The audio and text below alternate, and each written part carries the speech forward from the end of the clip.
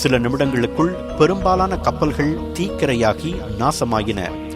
அப்போதுதான் ரோமானியர்களுக்கு புரிந்தது, ஆர்க்கிமிடிஸ் பிரம்மாண்டமான நிலை கண்ணாடிகளை குன்றின் மீது நிறுவி அதில் சூரிய ஒளியை குவித்து அதனை போர்க்கப்பல்கள் மீது பாய்ச்சி சாகசம் புரிந்திருக்கிறார் என்பது. இப்படி பல போர் பாதுகாப்பு சாதனங்களையும் உத்திகளையும் உருவாக்கி புகழ் பெற்றார் ஆர்க்கிமிடிஸ்.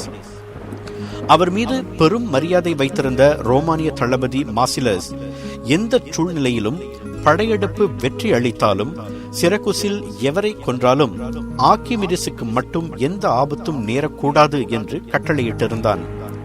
ஆர்க்கிமிடிஸ் கடல் தாக்குதலிலிருந்து சிரகுசை காப்பாற்றிய 3 ஆண்டுகளில் ரோமானியர்கள் மீண்டும் படையெடுத்தனர். அப்போது தனது 75வது வயதில் கடற்கரையில் அமர்ந்து மணலில் வட்டங்களையும் கோணங்களையும் வரைந்து ஆராய்ச்சி செய்து கொண்டிருந்தார் ஆர்க்கிமிடிஸ்.